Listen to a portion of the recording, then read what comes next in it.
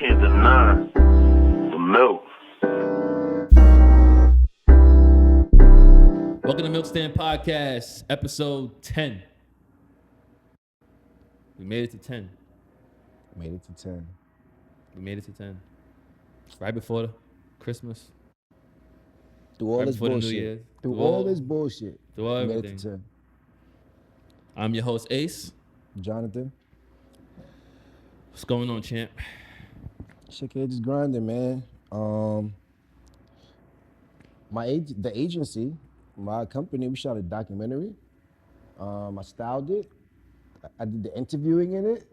And the premiere is on Sunday. So, Wait, the documentary, was that Expanding part of that? Kept Span? Yeah, it's called Dear Denise. It's actually pretty dope, man. So, saw some clips of it. After the edit and all that's really dope. So, first premiere Sunday. My first real red carpet premiere, so I'm excited about it. Milk. Yeah, man.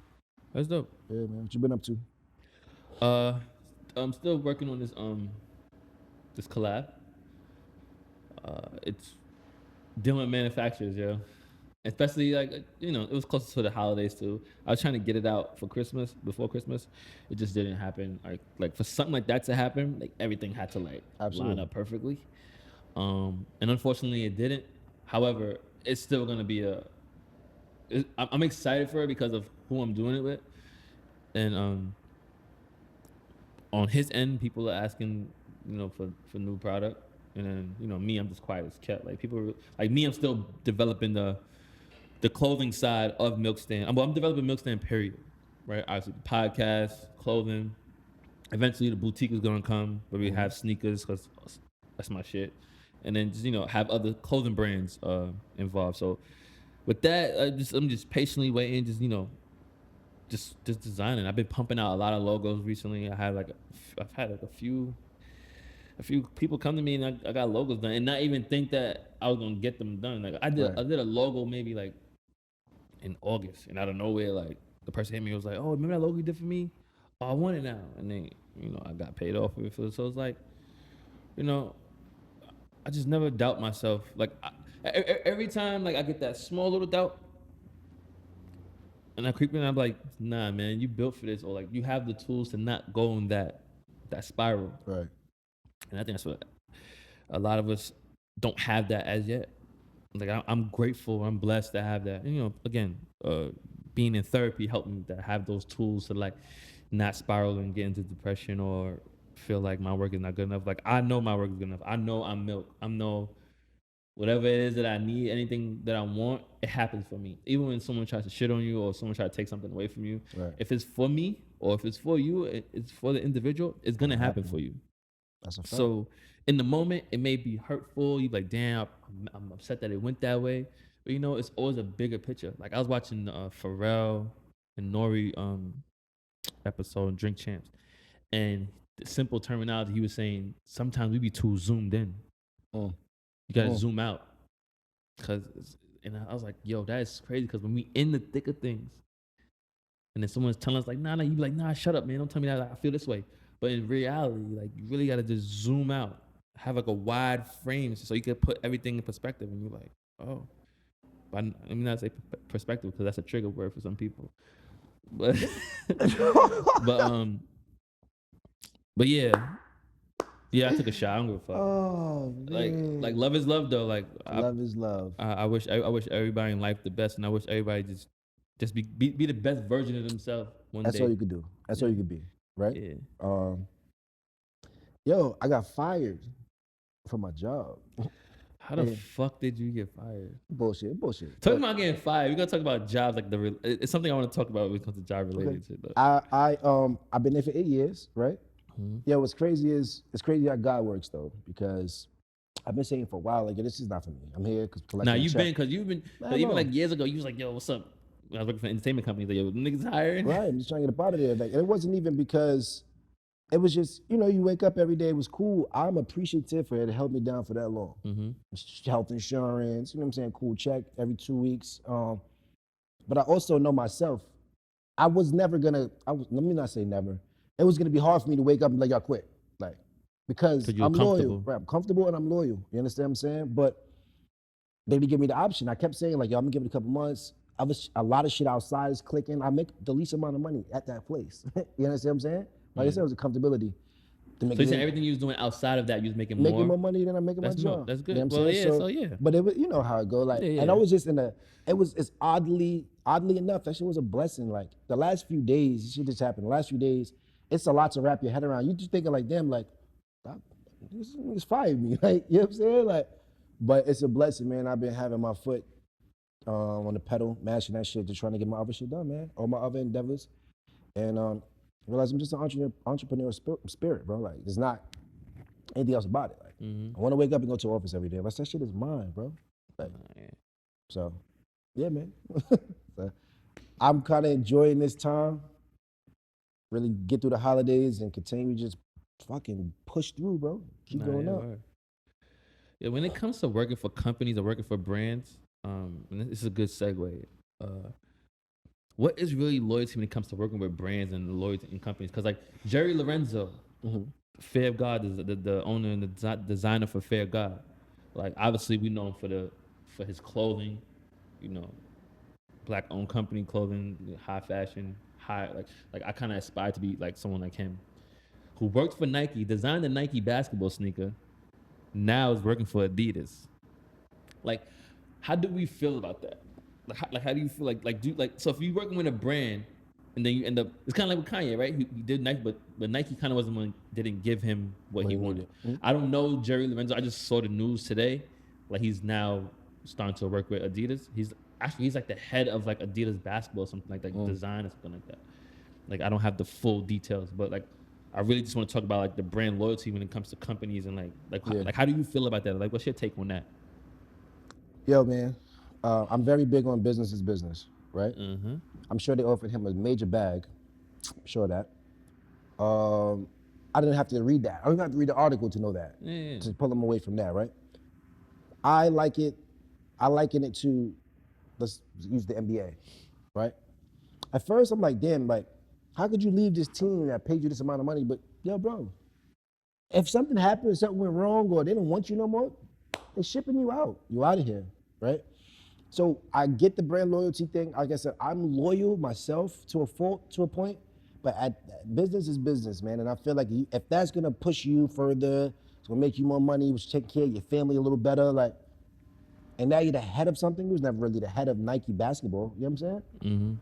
I don't know. I don't really knock him. I don't. Yeah, I don't knock him either. Like, yeah, we a lot of us are fans of the Nike brand.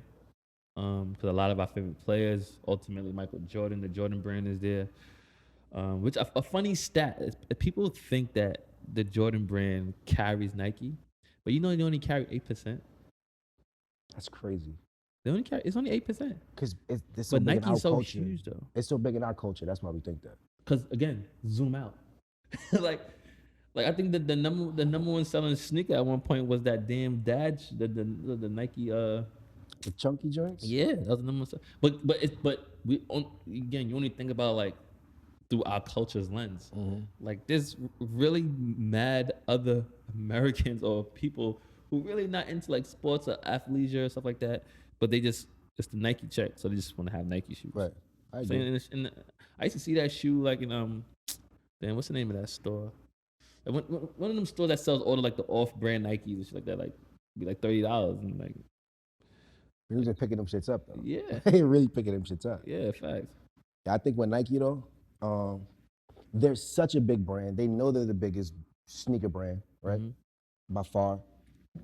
So they probably not paying niggas crazy that they're collabing with, or because they know it's kind of, yo, you need us more than we need you, kind of thing. You know what I'm saying? Yes, I agree with that. I think at some like within that communication between like the collaborators and Nike, where it's like, nah, we know we don't need you. However, we know if you are attached to us, it will make the hype like they know that person is worth something. So like I don't believe that they don't automatically feel like, all right, you need us more than we need you. But it's like, nah, we need each other for this moment.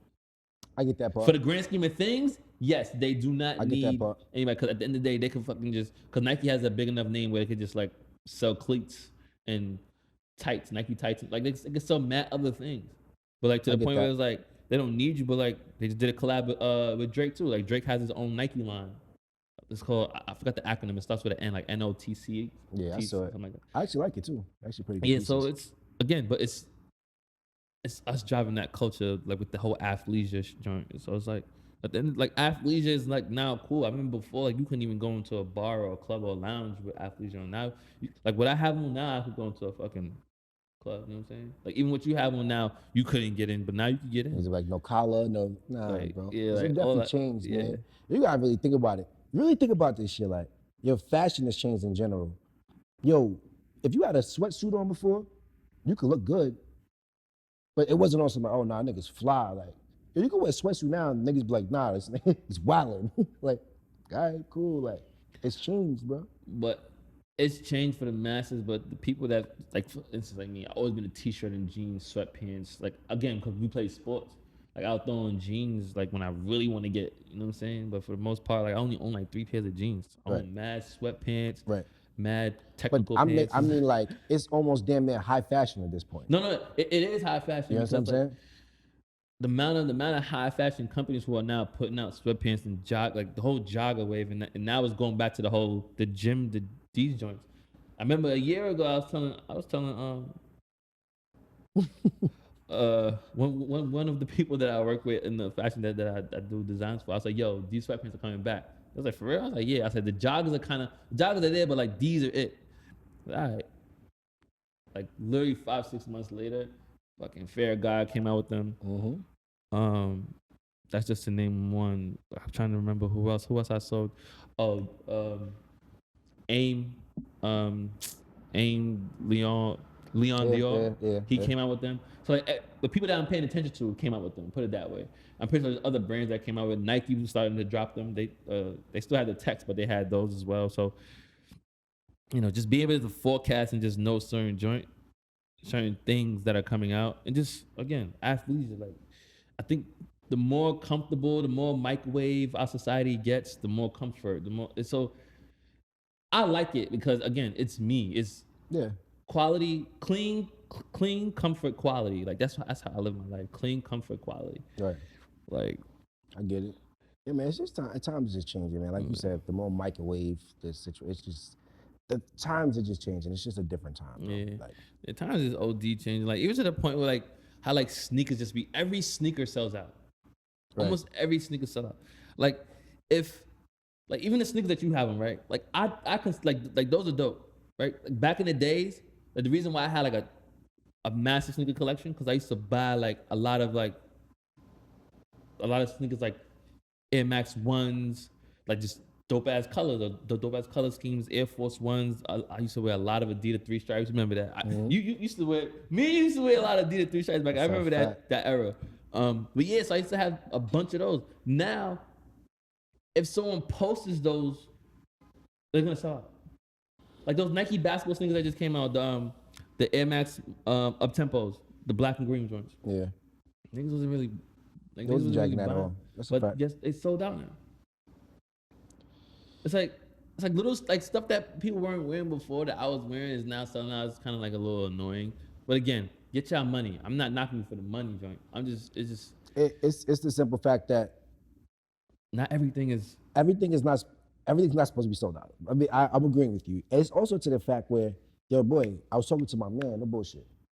So, you know, I told some pair of sneakers is coming. I was like, I need these shits. Like, I wound up catching them. But when I showed him on Sneaker News, he was like, how many likes you got? I said, wait, what? Yo, boy. That's real. That's real. That's What real. are you talking about? Who the That's fuck real. cares if it has 9 likes? Like, you like them? Get them shits. Like, people are really going off likes on the gram for kicks, boy. Like, they just want to get what's cool, yeah? It's clout. That's crazy to me. Clout. That's crazy to me, bro. Like even with Yeezys now, like people off Yeezys supposedly, they still sell out. But yo, some Yeezys I like, I'm gonna get them shits. I don't give a fuck what y'all on or not on. Like I just bought the black and brown joints yesterday. Like, Yeah, like buy what you like. dog, At the end I of the like day, they're comfortable. Like you know what I'm saying. Like you could dress them up, whatever you want to do with them. I like them. Simple. yeah, bro. At the end of the day, I love basketball, and I love sneakers and cars. Like that's the order. Like I in my possession as of now, I don't have the money to play that big boy game with cars. However, I already had more cars than people would have in their lifetime already because that's how much I love cars. Like bro, ever since I started driving, I had multiple cars. Right. So, and I'm gonna have many more to come because and then sneakers, like I played basketball. I still love basketball to this day. Like even like I was at Clubhouse last night. I was in this room.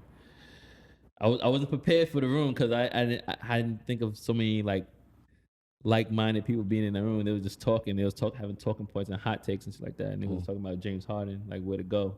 I was really sitting there thinking like, damn, I don't even have a hot take on that, like, because like it's so many good points and so many good views. Like, I'm like, damn, I don't even have my own view. The only view that I have on James Harden is that is a possibility that he may go to the Nets because they can give up Dinwiddie and LeVert. That's the only hot take I really had. So it's like, damn, where's James Harden going? Bro, I think that's the worst mistake Brooklyn could make. Listen, bro, let me tell you something real quick. KD worked in Golden State because of their system, their unselfishness, whatever their culture is. Kyrie worked with LeBron because of his unselfishness, and he knew, you know what I'm saying? It's a thing. Like, them by themselves, they're ISO players. They need the rock. They're going to dribble that shit 344 times, like Kyrie is, not KD. But imagine James Harden there. Kyrie and James Harden. What the fuck? What? That's going to be. Come on, bro. In hindsight and in theory, based on, their gameplay, yeah, that sounds and seems so bad. It doesn't make James sense, Harden, bro. I think Kyrie Irving can adapt.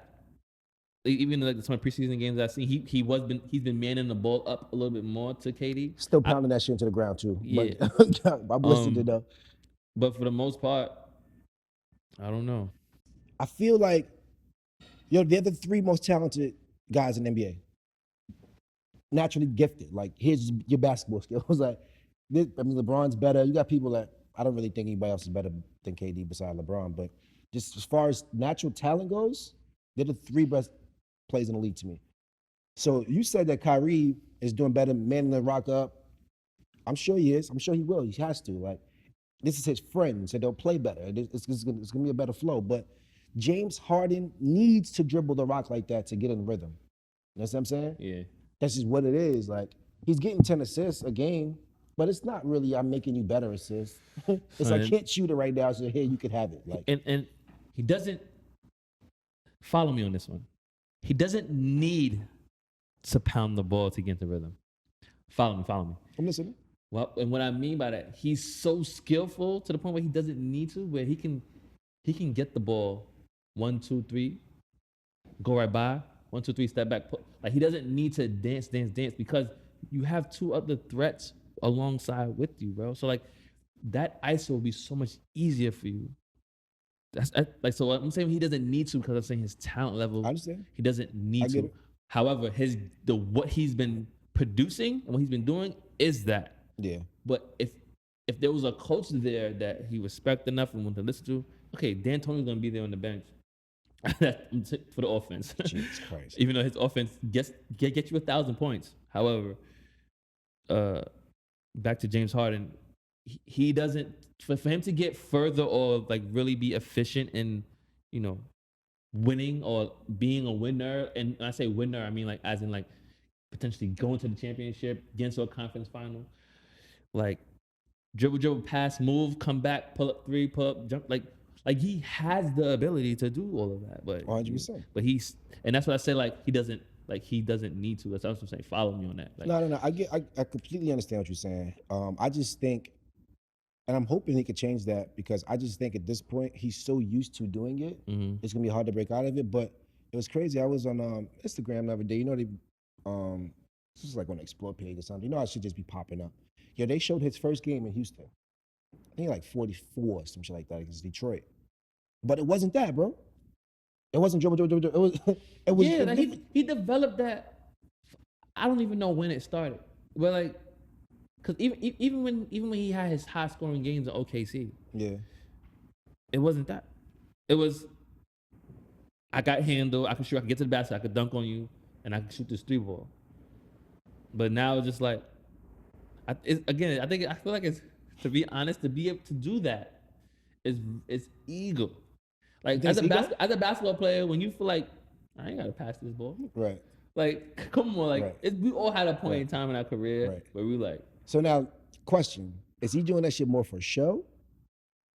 Is he doing it more for show because he knows it's gonna get the highlights? He knows it's gonna. Is he doing it for that? I can't honestly answer that for him. But my perception of it, I believe like he's like, yo, it's kind of like the whole mindset of AI. Like, nigga, I'm a bucket. If I go to the basket, I'm getting fouled. Like, yo, I'll never forget one time I was watching the AI game and AI missed the layup. He went to the ref and was like, yo, that's a foul. I don't miss layups like that. Like That's what he said? Yeah, like we heard the AJ could vouch for the shit. It was me, AJ, and Carl watching the shit. He said, "Yo, I don't miss layups like that. That's a foul." We was like, "Did you just hear what he just said?" And you know how Yeah, sometimes that's like, OD, though. when the mics catch somebody talking, that's what it was. We was like, "Nah, we ain't just hear him just say that." So I think of like Harden like in the AI sense of like he's like, "Nigga, I'm a bucket. Like I get to the basket. He gets fouled every time. He knows how to do all of that shit." Can I tell you something? You don't like it. You said that before. I can't. I Yeah. don't. If a Houston game is on, if it's not a primetime game, I'm not watching it. Like I said, I think he is supremely skilled, bro. But I can't watch the dribble. I can't watch him on the free throw line 43 times. I can't do it. Like it just doesn't. It's just not good basketball to me. And I like to watch good basketball. And it sucks because I always tell you this. I like effortless scorers. So why Melo's my fucking guy. And that's what I'm trying to say when I say follow me. He can be an effortless scorer, James Harden. He can, like, I can see him because he's way more shiftier than Melo. Absolutely. And he's a little sizey, like for his height. He's like 6'5", 6'6", right? He's sizey, so he can do that. I've seen split images. I've seen him do that in segments. So that's what I'm saying. That's what I'm saying. Yo, follow me, like, cause he don't have to do that. He could, cause Melo was a ball stopper too, but he didn't pound 100%. it. But he was a ball stopper. It. Like so, sometimes you don't trust your teammates to pass the ball and get it back either. So that's another mind frame too that other people like you gotta understand. I don't know if I'm gonna, I'm not, if I get the ball on his team, I'm not hopping that shit back. I'm not passing the ball back. Yeah, he's too far in his career for people to be like, if I hop back to Harden, he's gonna hop back to me. Right. Like, yeah, Not doing it, bro. It's done. It's done. I'm not doing that it. trust is gone. Yeah, Like it's finished. And you're never gonna get it again. But truth be told, personally, his best landing spot for me, and I know he's gonna hate this because he don't. My guy don't want this to happen. Philly? Yeah, that's his best landing spot. yeah, They'd that be is crazy. Them niggas would be crazy if they trade. And I don't even like Ben. Don't like Ben. You know that. I think he's very good, but I'm not a big Ben Simmons fan. I think he's very skilled, but you can't not get better at something, and you know it's a glaring hole in your game that pisses me the fuck off. If James Harden plays with a guy talent like Embiid, yes, it would be very dangerous. The pick and roll, the pick and pop. I agree. But Embiid his is motor, something missing with Embiid. His motor, bro, and he's never in shape. Yeah, never in shape. there's something and missing his with that motor. guy. I think no bullshit. I think if they put Ben at the 5, let him play like a point 5 or whatever, and have him, Tobias, James Harden, DG. Oh no, they gotta get rid of Ben if they get James Harden. No. I'm saying they get rid of Embiid. Listen. Oh. I think Ben and James Harden together. I haven't heard that take yet. I think Ben and James Harden together is ridiculous because you got to look. I don't know if you're watching the Philly preseason games. I just thought of something. What you just saying? Remember when KD? Well, he developed a jump shot later, but remember when KD was in? This is when I loved when he was in Timberwolves. Not KD, KG, sorry. And he used to get that shit on the wing. And people always ask me, who would I pick better? This may be blasphemous to some people. You may think I'm crazy, but I would pick KG over Tim Duncan any day. Okay. because respect of it.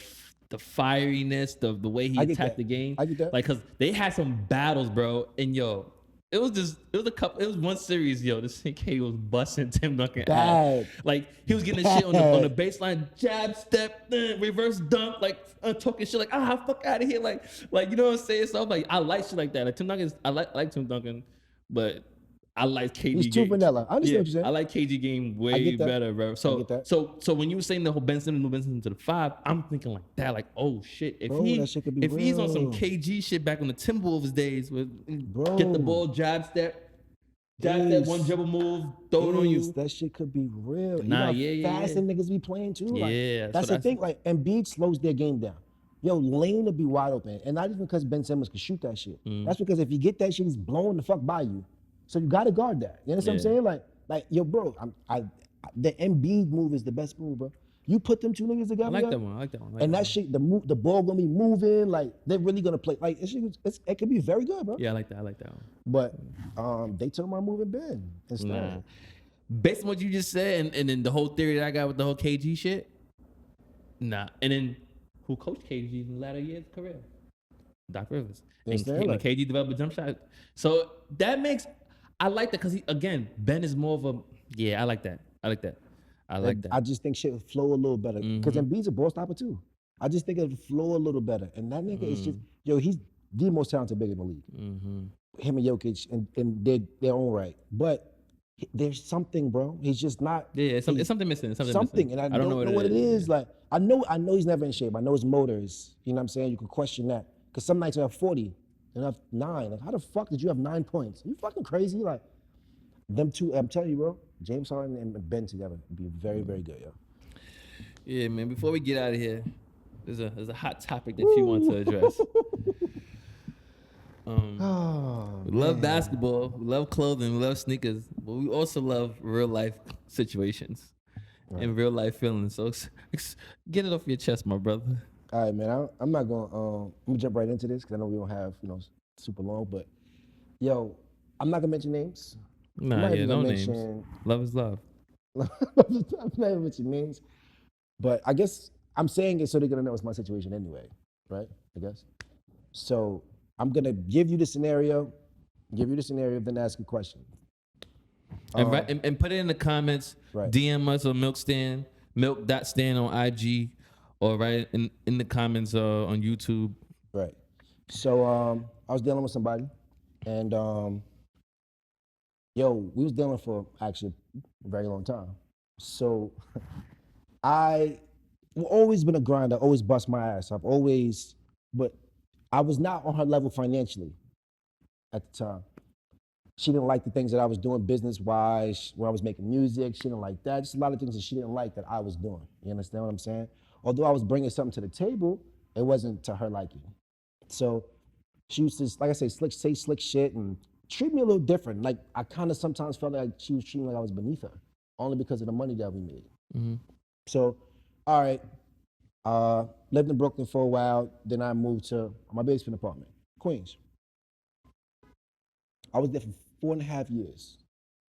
She was in this basement apartment. No, she came to this basement apartment 2 times, maybe 3, the most. Mind you, somebody I'm really dealing with. 2-3 times the most. So we was trying to work things out. She just wasn't really working. You know what I'm saying? She was kind of just, standoffish. I had my own little shit going on or whatever. So now, a couple weeks ago, I made a big move. You know what I'm saying? Made a big move or whatever. Mind you, this whole time I'm still grinding, busting my ass. This year just changed some things for me. Shit started clicking, really clicking. So I moved to this really nice apartment, top floor, everything like. I've been there for just a month. A month will be tomorrow. She's been there about 8 times in a month. So we're gonna go from 3 times in 4.5 years to 8 times in a month. I had a little, you were there. I had a little function, and she invited her friends over. She invited herself over first. Then she invited her friends over. Yo, she leaving her flat iron in there. Had taken her friends on tour. Like, what the fuck is going on here, yo? You wasn't taking nobody on tour in his basement apartment, which is cool. I wouldn't take nobody in the toilet basement. You understand what I'm saying, though. That was- You understand exactly what I'm saying. Also, one of her friends is like, been trying to push us to get back together or whatever. So me and her friend, have little conversations and shit. They go do what they do after whatever. Her friend hits me like, yo, she's ready. Ready for what? Ready for what? Oh, what's happening? What's happening? Like, what the fuck? So I'm saying this to say like, yo, where the fuck you was at when shit wasn't clicking like this? Are you telling me, although it wasn't this way with me financially, you couldn't be able to support me? You couldn't support me through the bullshit? What makes it even worse for me, bro, is that you make great money, right? So it's not like me not providing what you wanted per se, we couldn't eat. Like, you know what I'm saying? Like, it wasn't like, yo, you're not bringing that to the table, fuck out of here. Like, how are we gonna pay rent? How are we gonna eat? No, it's not like that. So how come you couldn't hold it down until we came up together? Like, that bothers me. So my question is, ladies, are you holding this man down? What camera is it? This camera, that camera? Either one, my boy.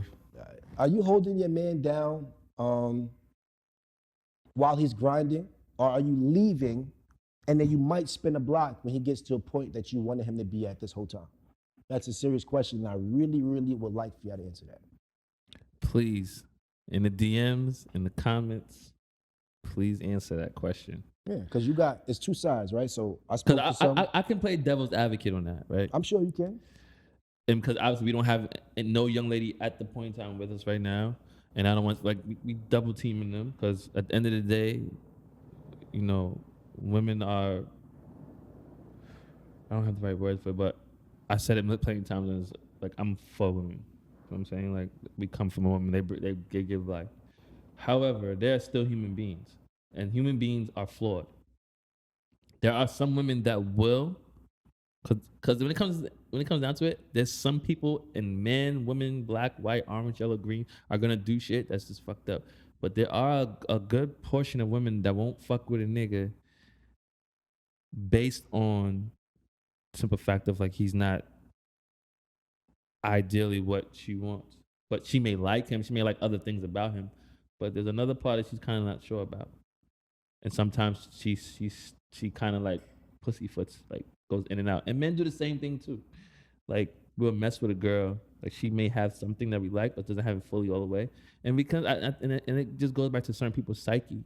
They're not mature enough. Because I've dated someone who had way more money, made six figures, and I didn't. And I wasn't treated like that. They held me down. You know what I'm saying? And like, and to the point where I didn't have a job, but you always had bread coming in. Like there was a point in time when I didn't have bread coming in, but it also was a point when that girl that I was dating who had six figures who didn't have nothing either. So that's why it's a little different too as well. So I held her down in the point when I didn't have six figures when she didn't have nothing, but when I didn't have nothing, she had six figures, but she still held your boy down. So, it really just comes down to an individual. Do I think it's messed up? Yes, but also you have to understand the woman's mindset where like it's a security thing. It's security. Even though she has her own shit, she want to make sure that the person she's dealing with has his own security.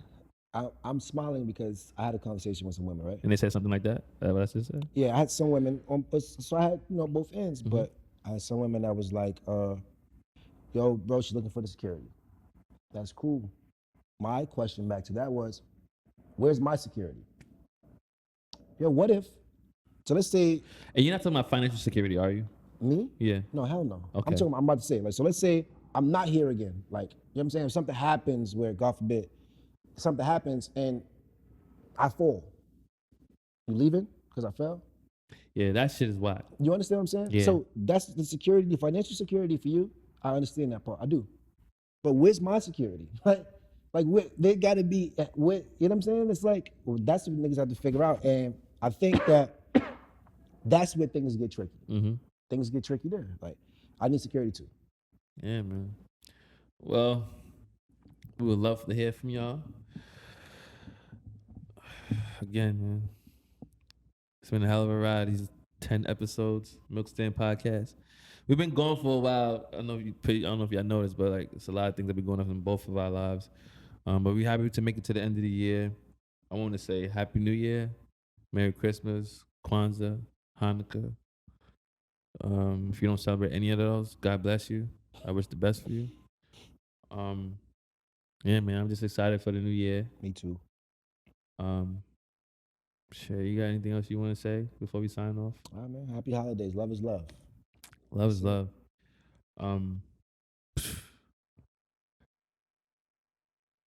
When you milk, there you go.